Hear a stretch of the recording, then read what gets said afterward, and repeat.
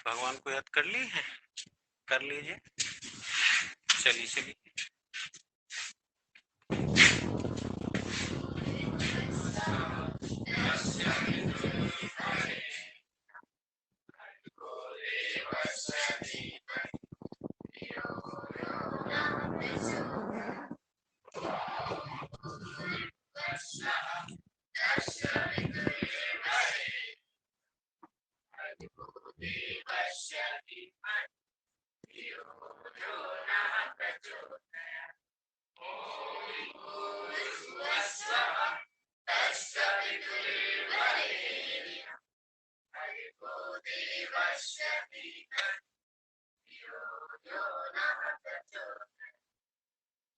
चले, तो बेटा हम लोग कल पढ़ रहे थे प्रोटॉन के बारे में। बैठ, तो आप लोग बताओ। चलो भाई, लेट हो रहा है ना, डिस्टर्ब कर रहे हो।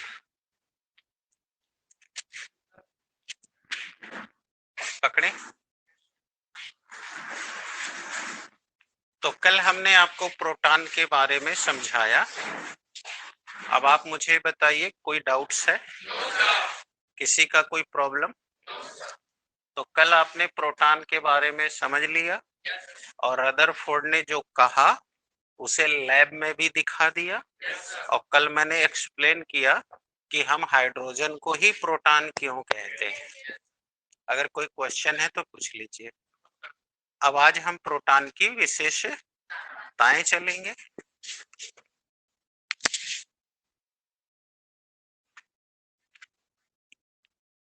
प्रोटॉन की विशेषताएं देखा जाए तो कल का जो आपने पढ़ लिख रखा है उसके हिसाब से पहला तो आपको प्रोटॉन की विशेषता पता चल गई, क्योंकि कल पढ़ाया गया कि यह धन आवेशित कण है। तो पहली विशेषता, यह धन आवेशित कण है। दूसरी विशेषता, ये जो प्रोटॉन होता है यह पॉजिटिवली चार्ज पार्टिकल है, और इस पर आवेश की जो संख्या है वह +1 होती है। तो अगला पॉइंट, इस पर आवेश की संख्या +1 होती है।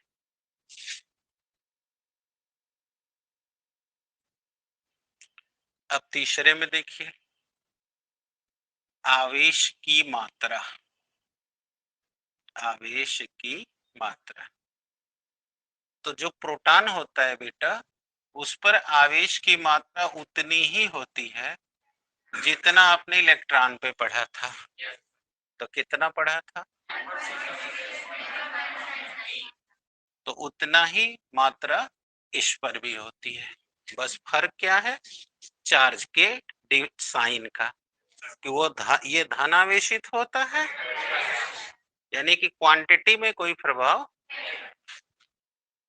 अगला कल मैंने बताया था कि इलेक्ट्रॉन की संख्या और प्रोटॉन की संख्या दोनों आपस में बराबर होती है। तो इसीलिए मैंने कल समझाया कि एटम न्यूट्रल होता है।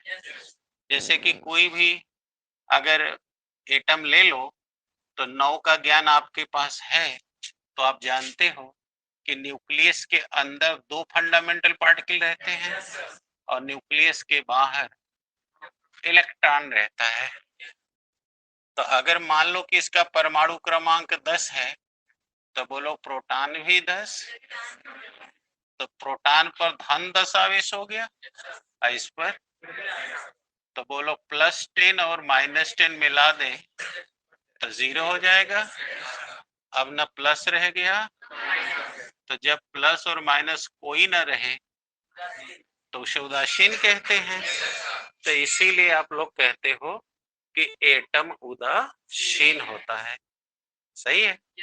वही बात यहाँ लिख रहा हूं कि प्रोटॉन की संख्या जो है परमाणु में इलेक्ट्रॉन की संख्या के बराबर है। समझ आ गई? अगली बात है, कल आपने बोला था कि प्रोटॉन का जो द्रव्यमान है हाइड्रोजन के द्रव्यमान के बराबर, और इलेक्ट्रॉन में कहा था कि 1837वें भाग के बराबर। तो अगर हम प्रोटॉन का द्रव्यमान लें तो बताओ ये द्रव्यमान हाइड्रोजन के द्रव्यमान के बराबर है, और कितना होता है? तो 1.67 इंटू 10⁻⁻24 ग्राम होता है। क्लियर?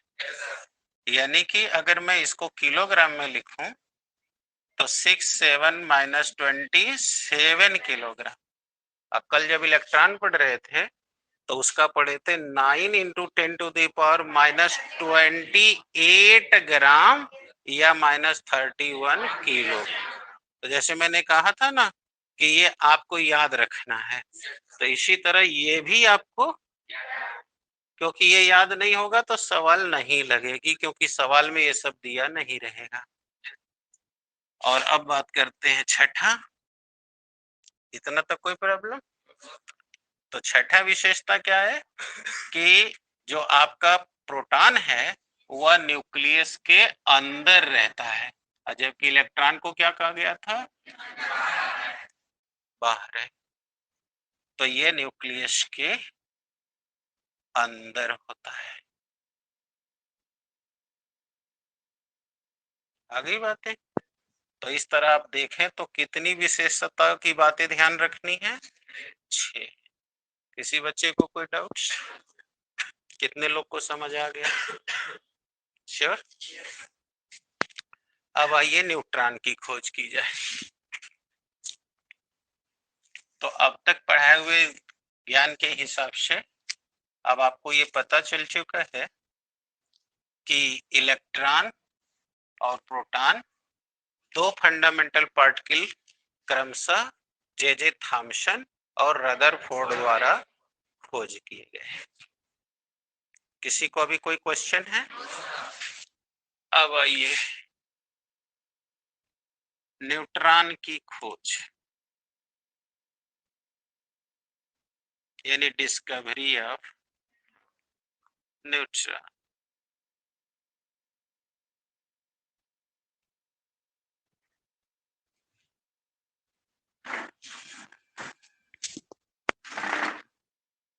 चले, अब आप सुनिए न्यूट्रॉन की खोज किसने किया। आपने देखा कि इलेक्ट्रॉन और प्रोटॉन की खोज करने के लिए विद्युत विसर्ग नलिका ली गई थी। ऐसा कुछ भी यहाँ नहीं किया गया। न्यूट्रॉन की खोज किया जेम्स चैडविक नाम के साइंटिस्ट ने। कैसे किया? रदरफोर्ड से प्रेरित होकर। बोलिए, कल रदरफोर्ड ने प्रोटॉन कैसे दिखाया था? बोलो, बोरान को लेकर उस पर अल्फा की बमबारी किया था ना? नहीं किया था? ये आपका बोरान था, ये अल्फा था। तो जब इसका बम्बार्डमेंट किया गया तो कल आपने देखा कि 6 कार्बन 14 और 1H1 यानी कि प्रोटॉन की खोज हो गई थी। चैडविक साहब ने क्या किया? इसी से प्रेरित होकर उन्होंने बेरिलियम का पाया। यहाँ बोर्ड पे देखिए, परमाणु क्रमांक 4 और परमाणु भार 9, और लेकर उस पर उन्होंने हील यानी अल्फा कण, कल का सुने हो ना, आज तुमको बता भी देंगे। कल बोले थे कि अल्फा और हीलियम में अंतर होता है। तो अल्फा कण की बम बारी किया। कठिन लग रहा है? अर्थात हीलियम। जब बमबारी किया तो क्या देखा कि अब बेरिलियम का नाभिक कार्बन में चटकरण हो गया। देखो, यहाँ कार्बन का आइसोटोप मिला था, और यहाँ जो आइसोटोप है वो आइसोटोप 6 कार्बन 14 और 6 कार्बन 12। जिसको भूल गया है, फंडामेंटल में मैंने बताया था, इसको भूल गया वो दोबारा रीड कर ले। और भूले ना, पढ़ाई इतना करो कि भूले ना, जो पढ़ा दिया जाए वो दिमाग में रहे।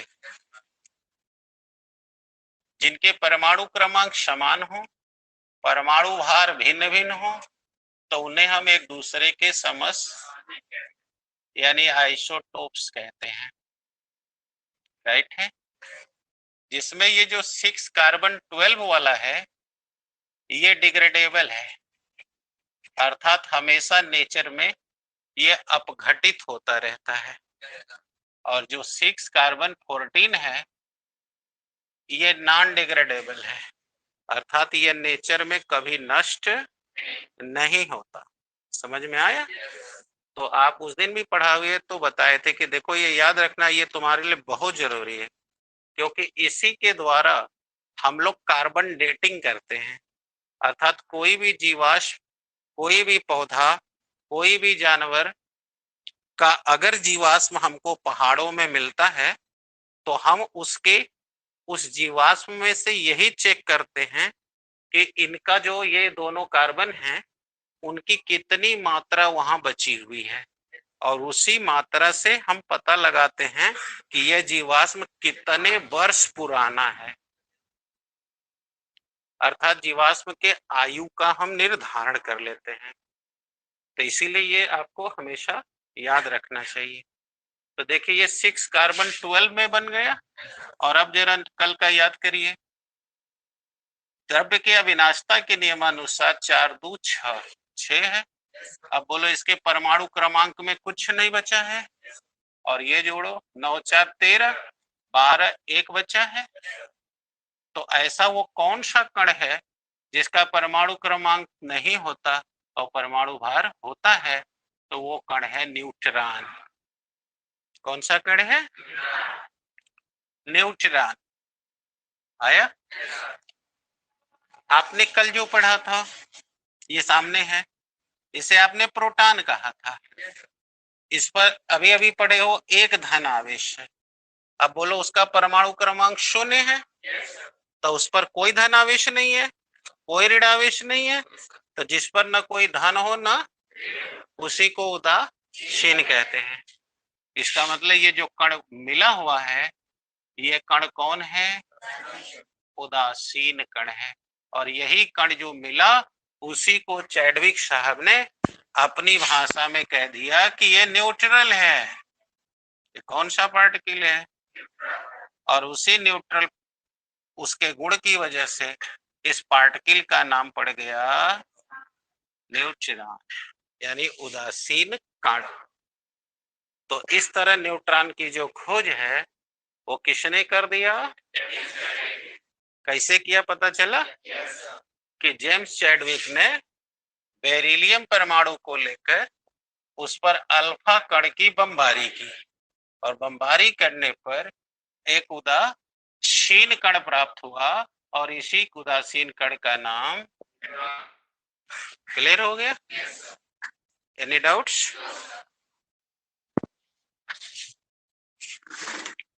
लिखना चाहे तो जल्दी से लिख लें। न्यूट्रॉन की खोज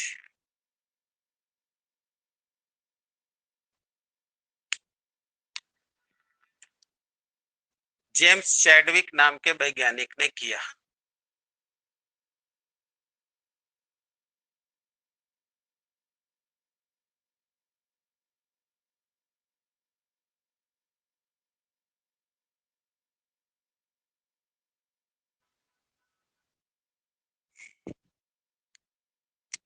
जेम्स चैडविक नाम के वैज्ञानिक ने किया। उन्होंने बेरिलियम परमाणु को लेकर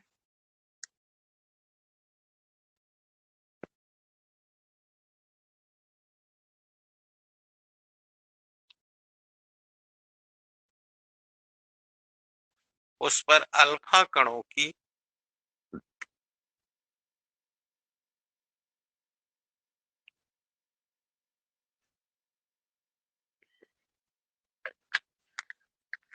उस पर अल्फा कणों की बमबारी किया। तो उन्होंने देखा कि इससे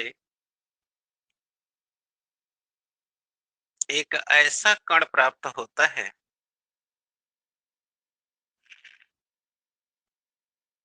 जिस पर किसी भी प्रकार का कोई भी आवेश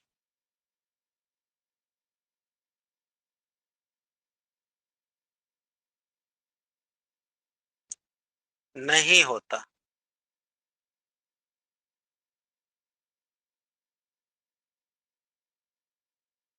आवेश, यह उदासीन कण था।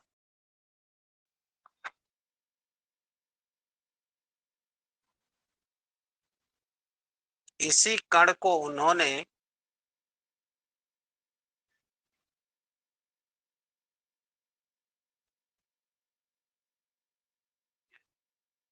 इसी कण को न्यूट्रॉन नाम रखा।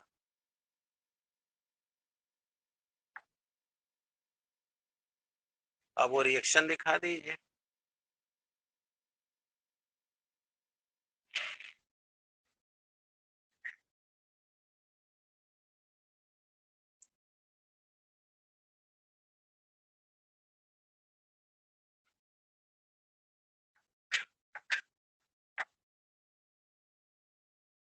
हो गया।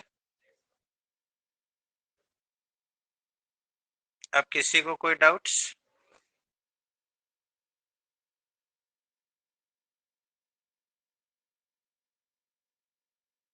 चले बेटा, अब मैं यहीं पर आपको कुछ संकेतों का जिक्र करूंगा जो आपको याद रहने चाहिए, जिसकी जरूरत आपको रिएक्शन में पड़ेगी।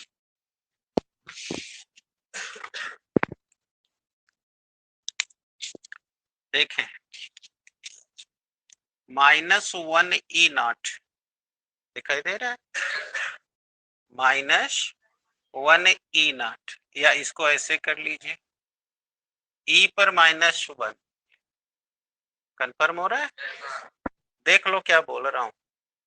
E पर -1, तो आप लोग इसको बोलो, क्या पढ़ रहे हो? इलेक्ट्रॉन। 1H1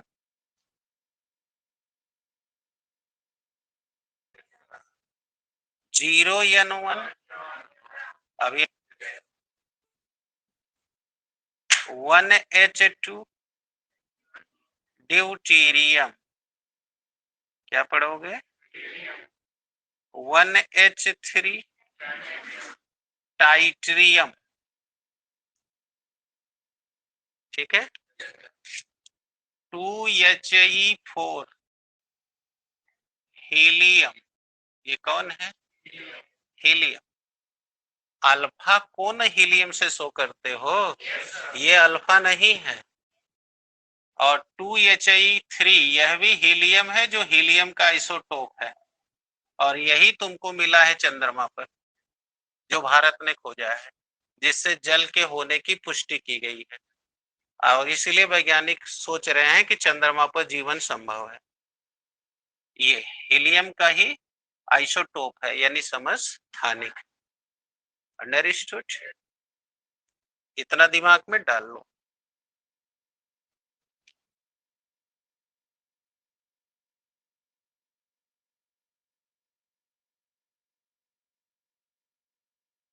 और अगर इसी को हम यहाँ लिख दें -1 E0, तो इसे पॉजिट्रॉन कहते हैं।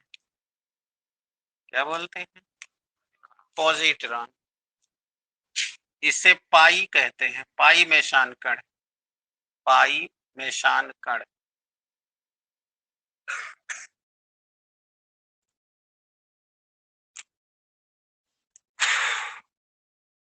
तो ये छोटी एक जानकारी है जो आपको रखना पड़ेगा।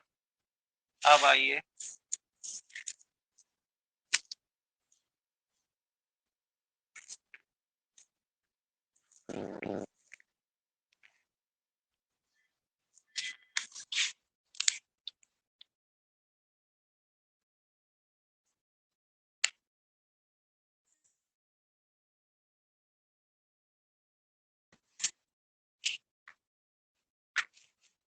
न्यूट्रॉन की विशेषताएं निकाल ले।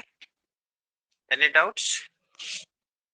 मुंह से बोलो, आवाज नहीं निकल रही तुम लोग की।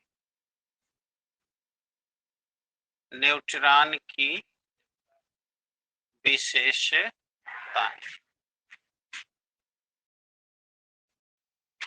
मुंह से बोलो भी।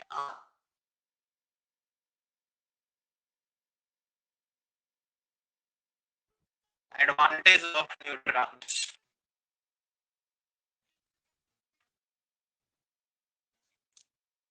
अब जैसे अभी तुम इलेक्ट्रॉन की विशेषताएं पढ़ लिए, याद कर लिए, प्रोटॉन की वैसे ही सवाल लगाने के लिए न्यूट्रॉन की भी विशेषताएं, तो क्या विशेषता? अभी अभी देखे हो कि न्यूट्रॉन एक न्यूट्रल पार्टिकल है, यानी यह एक, तो पहला शीत होता है।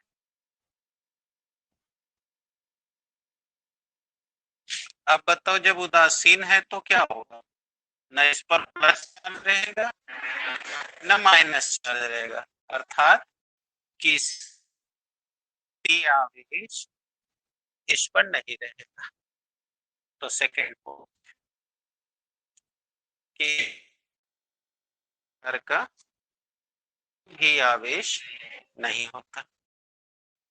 अब कभी पूछ देता है कि ऑर्बिटल न्यूट्रॉन पर आवेश की मात्रा कितनी होती है, तो कुछ लड़के उल्टा पलटा बोलना शुरू कर देते हैं, जबकि आपको क्या जानकारी है कि यह न्यूट्रल है।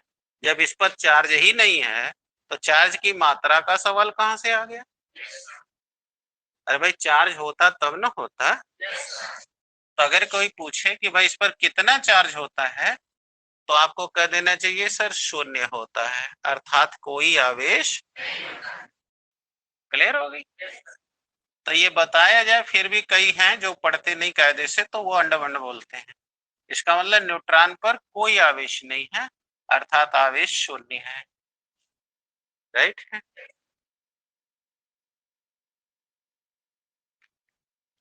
तो आवेश शून्य है। अभी आपने देखा था, इसको हमने डिनोट किया था 0n1 से। इसका मतलब कि अब हम इसको लिख सकते हैं कि इसे 0n1 से प्रदर्शित किया जाता है।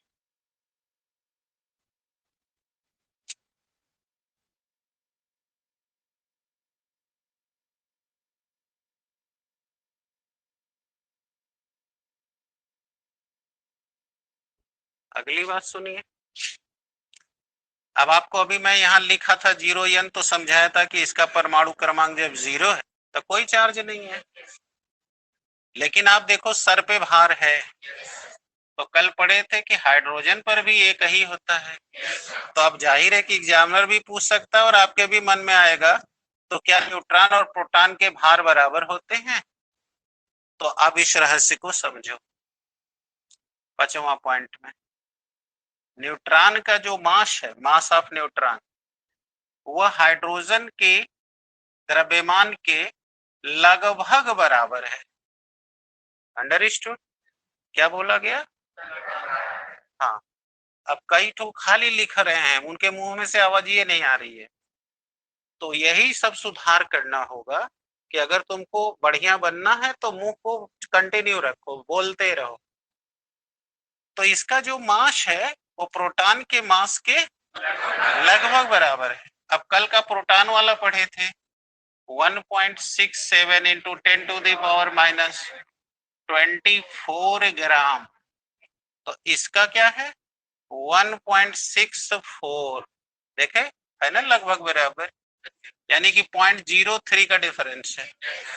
तो वो लगभग ही है, into 10 to the power minus 24 gram, या 1.64 into 10 to the power 27 kilo. Understood? तो ये भी आपको याद रखना होगा न्यूमेरिकल के लिए।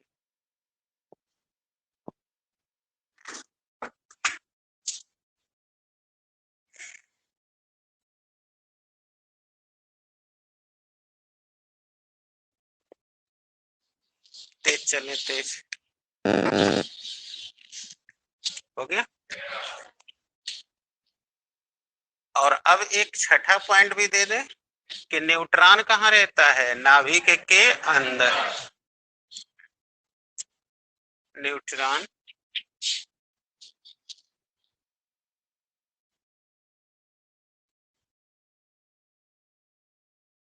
नाभिक के अंदर रहता है।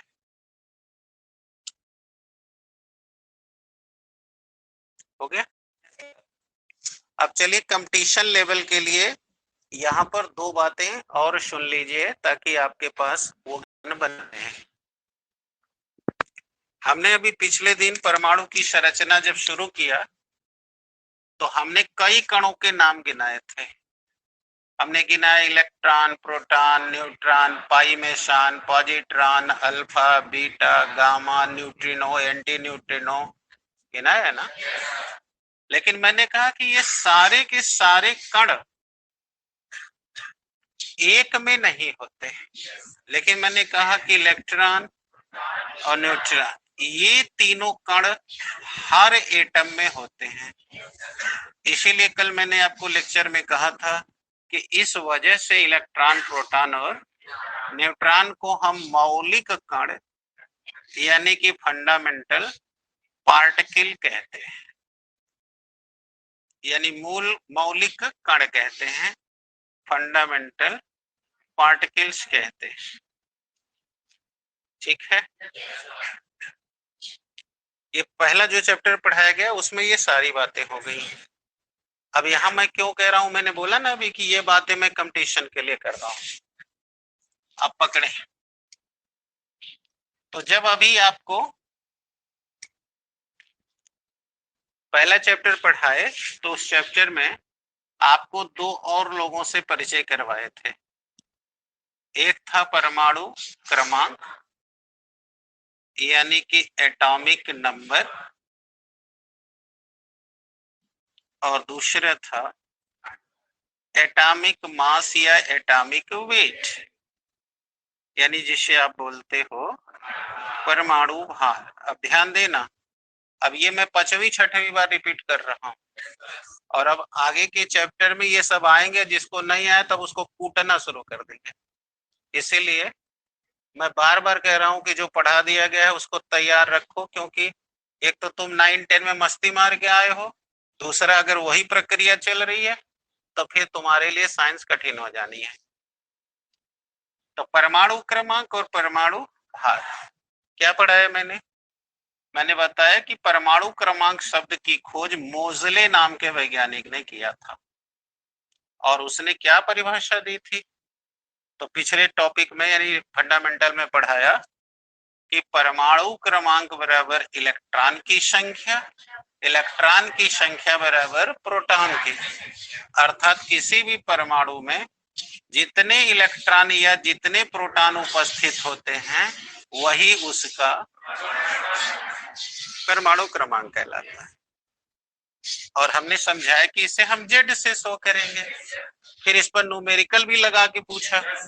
अब दूसरा है परमाणु भार।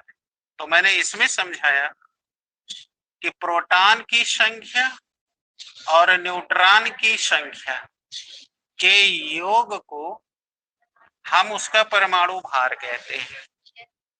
और अभी थोड़ी देर में न्यूक्लियस की जब चर्चा करूंगा तो आप डिटेल देखेंगे।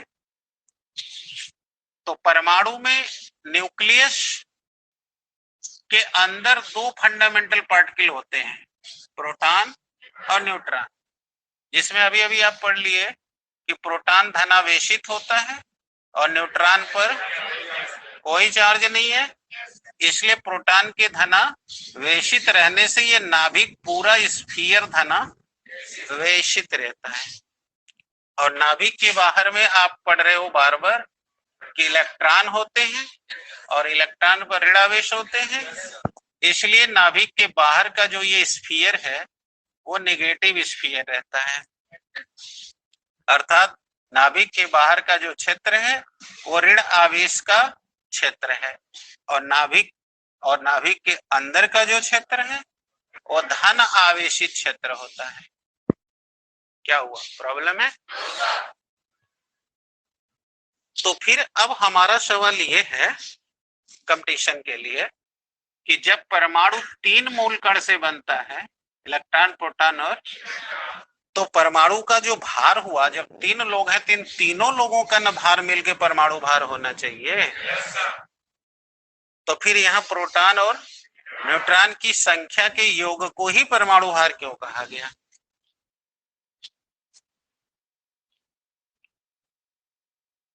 ओके, अब ये सब कंपटीशन लेवल की बातें होने जा रही हैं, क्योंकि आपको अगर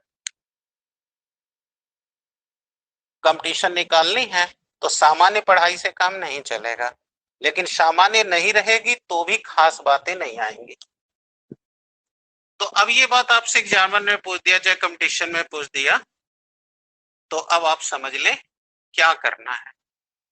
तो आइए जरा ध्यान से एक एक शब्द सुनना, रिकॉर्डिंग हो रही है, घर भी जाके पढ़ लेना। सुनो, हर परमाणु में उस परमाणु का जो वेट होता है उसे हम परमाणु भार कहते हैं, अनडाउटेडली कहते हैं, लेकिन हम उसको एक और नाम देंगे, द्रव्यमान संख्या। राइट है? या इसी को और क्या नाम दे सकते हो?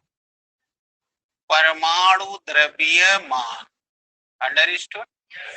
और किसी भी परमाणु का जो परमाणु द्रव्य मान होता है वह परमाणु भार के लगभग बराबर होता है, यानी कि एग्जैक्ट बराबर नहीं होता।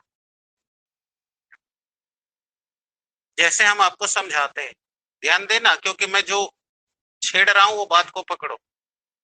अगर हाइड्रोजन है तो हाइड्रोजन का परमाणु द्रव्यमान 1.008 होता है, और जबकि आप परमाणु भार कहते हो तो कहते हो कि सर हाइड्रोजन का परमाणु भार 1 होता है। नाइट्रोजन का परमाणु द्रव्यमान 14.0028 होता है, और जबकि परमाणु भार कहते हो 14 होता है। तो ये जो सब पॉइंट के आगे के वैल्यूज हैं वो, और ये जो मूल संख्या है, देख रहे हो, ये दोनों मिल के हैं परमाणु द्रव्यमान। समझ आया? और अब अगर परमाणु द्रव्यमान में से इसके परमाणु भार को घटा दो, राइट है, तो बोलो हेतने का कमी आएगा कि नहीं आएगा? इसी को कहते हैं द्रव्यमान क्षति। क्या कहते हैं? और यही द्रव्यमान क्षति को आइंस्टीन ने कहा कि अगर द्रव्यमान क्षति डेल एम की है तो यह क्षति नहीं हुई है, क्योंकि यह द्रव्यमान को ऊर्जा में कन्वर्ट कर दिया गया है, यानी E is equal to del M C square. यानी कि हर एक पदार्थ जो नेचर में है उसके द्रव्यमान में जो क्षति हो रही है वह ऊर्जा में कन्वर्ट हो रही है। इसलिए तुमने परिभाषा दी थी कि द्रव्य वो पदार्थ है जो रखने पर जगह घेरता है और ऊर्जा और द्रव्यमान उसमें निहित होते हैं। ये यहां से आता है। जैसे तुमने खा लिया पाव भर चावल, अब रोज खाना खा ही रहे हो, वो कहां से आया? सूर्य से। सूर्य से क्वांटा या फोटान के रूप में चला। अब हमको ध्यान से सुनो केवल, और पड़ा किस पर? धान के पौधे के पत्ती पर। उसने फोटोसिंथेसिस किया, ऊर्जा को मास में कन्वर्ट किया, अब वो मास चावल के रूप में आ गया, राइट है। और उस चावल को हमने खाया तो उसका हमने 10% ले लिया और 90% हमने फीकल मटेरियल के रूप में फिर नेचर को वापस कर दिया। कुछ समझ में आया? यानी 100 जूल ऊर्जा में से 10% हमने ले लिया, यानी 10 जूल हमने लिया, और 90 जूल हमने मल पदार्थ के रूप में सवेरे शरीर के बाहर फेंक दिया। वो चला गया नेचर को, और वो जाके मास में कन्वर्ट हो गया। अब नेचर उसको बताओ, बैक्टीरिया, वायरस, फंगस, इसको सड़ा के मट्टी में मिला देगी, सॉइल, मट्टी बन गया। और जो 10% हमने लिया अब वो मेरे मट्टी में आ गया। अब हमारा वेट रोज दिन पर दिन बढ़ रहा है कि नहीं बढ़ रहा है? पैदा हुए थे तो इतना वजन के थे जितना आज हो, तुम्हारा मास बढ़ रहा है। इसका मतलब वो एनर्जी कहीं गई नहीं है, वो टर्न हुई है। दिमाग काम कर रहा है। तो एटम का जो परमाणु द्रव्यमान है वह मूल संख्या नहीं, मूल संख्या के अलावा दशमलव भी है, वह है परमाणु द्रव्य। और उसके दशमलव मान को छोड़कर जो पूर्ण संख्या में लिखते हैं वह है परमाणु। और परमाणु द्रव्यमान और परमाणु भार के अंतर को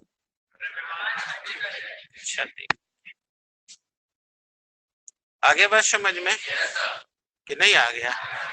तो इसलिए जो परमाणु का द्रव्यमान है वो बनना चाहिए था इलेक्ट्रॉन प्रोटॉन न्यूट्रॉन की वजह से, लेकिन न्यूक्लियस में जो नाभिक है वह स्टे रहता है, इसमें का कोई कण गति नहीं करता। अंडरस्टूड? इसलिए ये मास संरक्षित हो जाता है, संरक्षित माने रिजर्व हो जाता है। इसीलिए इसी को हम परमाणु का परमाणु भार कहते हैं। क्लियर हुआ? परमाणु का परमाणु कितने को बात समझ में आ गई? कंफर्म हो गया? अतः परमाणु की संख्या को जोड़ के निकाल लेते हैं और उसको नहीं। क्यों? क्योंकि कल पढ़े इलेक्ट्रॉन का जो द्रव्यमान है वो हाइड्रोजन का 1837वां भाग है। पहलू निकल के आई थी 9 × 10⁻31, यानी कि इसका 10⁻30वां पार्ट है। अब यह पार्ट इतना सूक्ष्म है कि इसकी मात्रा नगण्य मान ली जाती है, तो इसलिए इस मास को इसमें सम्मिलित नहीं किया जाता, क्योंकि इसके आगे यह निग्लेक्सिबल है। देख रहे हो ना, वो दशमलव में चल रही है और ये संख्या में चल रहा है। तो भौतिक का नियम है कि बड़ी राशि के आगे, इसलिए ये निग्लेक्सिबल कर दिया गया है। इसीलिए परमाणु के भार में न्यूट्रॉन और प्रोटॉन को ही सम्मिलित किया जाता है, इलेक्ट्रॉन को। यानी कितने कांड दिया मैंने? 2। पहला कि इलेक्ट्रॉन मूव करता है, वो नाभिक के बाहर रहता है, और ये दोनों स्टे करते हैं, स्थिर रहते हैं नाभिक के। अतः ये डिस्ट्रॉय नहीं होता, मास कंजर्व रहता है, और ये कंजर्व नहीं रहता। और दूसरा कि इनके मुकाबले इसका मास बहुत कम है, अतः इसलिए वो निग्लेक्सिबल है, इसीलिए इसको इसमें सम्मिलित। आगे तो आज से जान गए द्रव्यमान क्षति कहाँ चली जा रही है। यानी आप जो खाना खा रहे हो, आपका रोज वजन बढ़ जा रहा है, वो वही बढ़ रहा है। यानी एनर्जी कंजर्व होने से बढ़ रही है, और एनर्जी जब कंजर्व होगी तो मास में कन्वर्ट हो जाएगी। जैसे कि पौधे ने फोटोसिंथेसिस किया, ऊर्जा बनाया, और फिर उसको कंजर्व कर लिया, जो धान का वजन बन चुका है। अब क्लियर हो गई? आप भी जितना ले रहे हो 10% ले रहे हो, 90 फेंक दे रहे हो, और जो 10 ले रहे हो वो खर्च होने के बाद बच रहा है, तो आपका बॉडी वेट बना रहा है। और यही जब व्रत रहोगे, यानी खाना नहीं खाओगे, तो यही कंजर्व एनर्जी फिर टूटेगी, और जब टूटेगी तो मास कम हो जाएगा। जैसे देखा हो, कोई व्यक्ति बीमार पड़ जाए 2-4-10 दिन, अब बीमार होने पर खाना नहीं खाता, तो वो पहले जैसा रहता है कि दुबला पतला हो जाता है। कहाँ गया उसका मास? कन्वर्ट होके एनर्जी में चला गया है, जिससे वो जीवित है, तो वो मास रिड्यूस हो गया, यानी उसके द्रव्यमान में, और वो एनर्जी में कन्वर्ट। आ गया? कितने लोग समझ गए? इसीलिए तुमको रोज खाना खाना है। अब व्रत रहोगे तो तुम्हें क्या करना होगा, तुम्हारा शरीर जितना मास वही टूटेगा और फिर एनर्जी में कन्वर्ट। इसलिए हर घटना के 2 पक्ष होते हैं, सकारात्मक और नकारात्मक। तो अगर तुम सप्ताह में 1 दिन व्रत करते हो तो तुम्हारी बॉडी हमेशा स्लिम फिट बनी रहेगी। इसीलिए हमारे यहाँ 7 दिन में कोई न कोई 1 दिन का फला भगवान के नाम पर एक व्रत रख दिया गया है। परंतु ये व्रत केवल कब करना है? 18 से 21 साल के बाद, क्योंकि 18 साल तक लड़की का शरीर कंस्ट्रक्शन के फेज में है और 21 साल तक लड़के का शरीर कंस्ट्रक्शन के फेज में है। अतः इस समय बॉडी को पर्याप्त एनर्जी की जरूरत है, इसलिए इस समय व्रत नहीं रखना है, व्रत रखना है इस उम्र होने के बाद। That's clear. तो मुझे लगता है कि ये जो मैंने कंपटीशन की बात उठा दी है क्लियर हो गया होगा। या अभी कोई डाउट्स है? कितने लोग इतनी बात समझ गए हैं?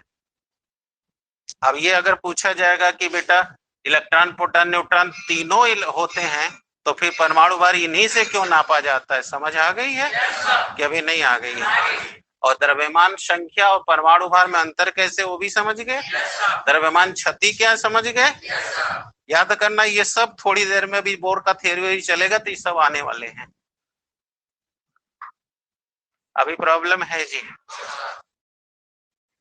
अब लग रहा है ना कि 9-10 से बड़ी ऊंची चीज हो रही है, तो इसीलिए तुम लोग को 1 घंटा दे के कहता हूँ पढ़ डालो पढ़ डालो पढ़ डालो, इसीलिए कहता हूँ। अब कोई समस्या है, कोई दिक्कत है दोबारा पूछ लीजिए। चले आगे, आइए। अब क्वेश्चन जब ये उठाया गया कि भाई हर परमाणु 3 मूल कण से मिलकर, अच्छा रुकिए, अभी हमने आपको अल्फा और हीलियम में अंतर बताने को कहा था, कंपटीशन के लिए वो भी बता दे।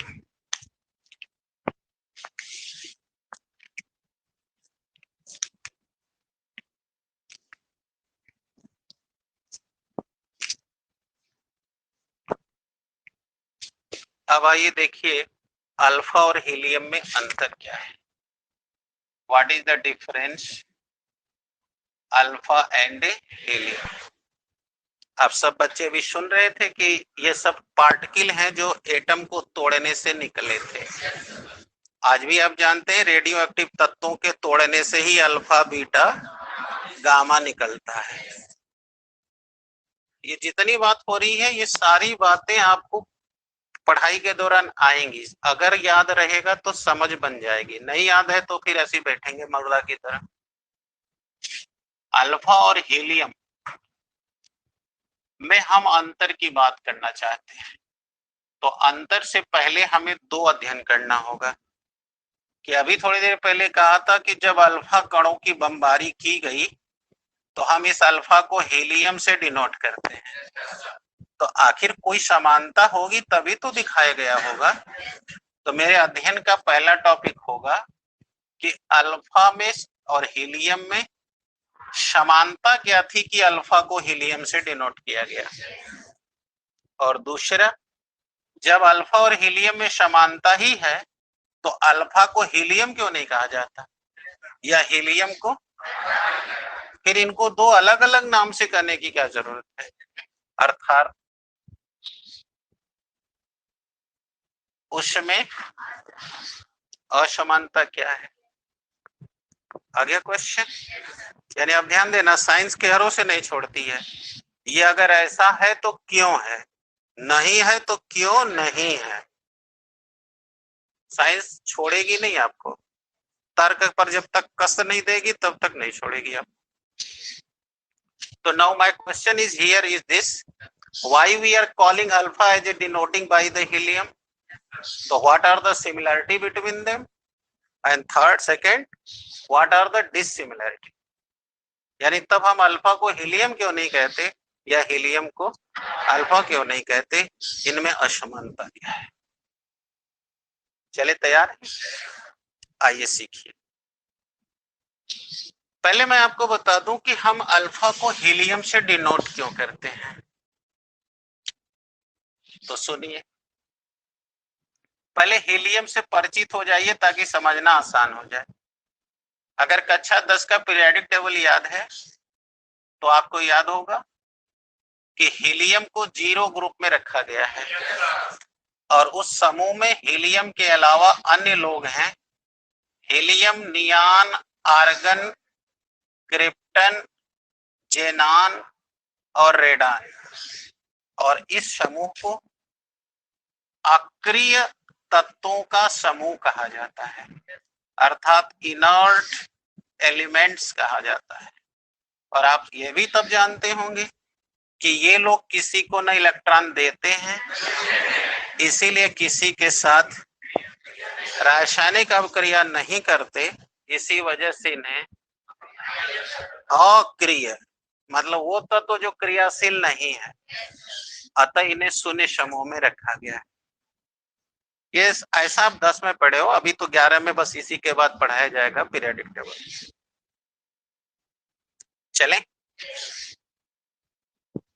आपने इसका मेमोरी ट्रिक लिया रहा होगा, हे नानी आराम कर जिंदा रहेगी, बट वो चाहे मरे चाहे जिए, हमारा संकेत वो नहीं है। हे नर करजे रन, हे ने र कर जे रन, यानी हेनर करजे रन।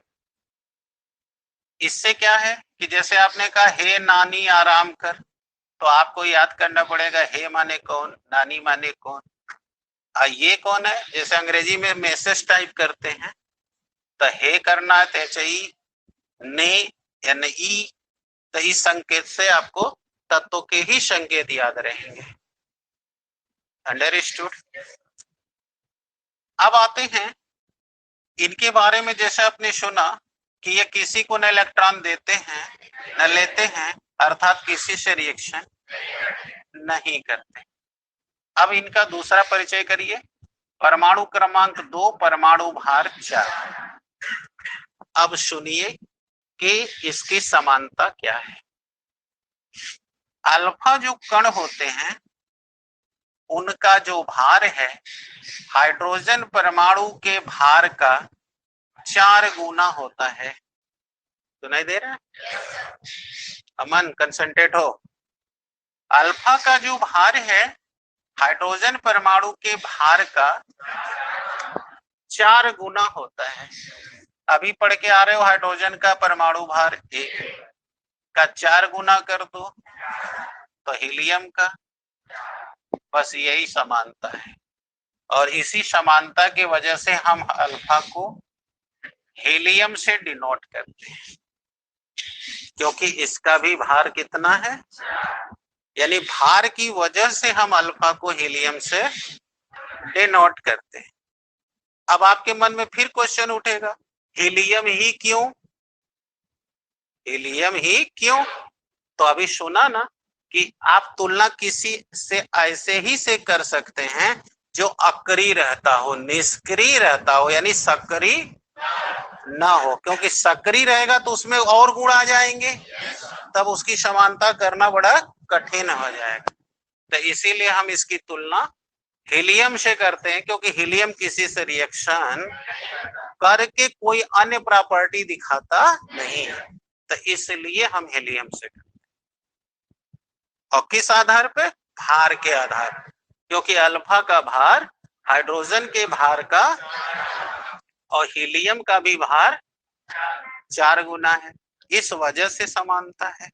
अब सवाल है, तो क्या अल्फा को हीलियम कहा जा सकता है? तो हमने कहा नहीं। क्यों? सुनो क्यों। अल्फा पर धन 2 आवेश है, कितना है?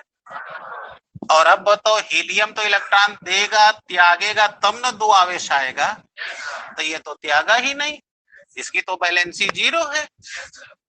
इसमें पढ़ा होगा ना कि इसे शून्य समूह में क्यों रखा गया है, क्योंकि इसने न इलेक्ट्रॉन दिया न लिया, अतः इसकी संयोजन क्षमता 0 है। तो इसकी तो 0 चार्ज है हमारे पर, यानी ये न्यूट्रल है और ये धना, तो बोलो समानता है कि असमानता? अच्छा, अब दूसरा, जब इसने इलेक्ट्रॉन किसी को दिया ही नहीं तो बोलो इसकी मूल संख्या में कोई कमी नहीं आई, और 2 धन आवेश तभी आएगा ना जब वो 2 इलेक्ट्रॉन त्यागेगा।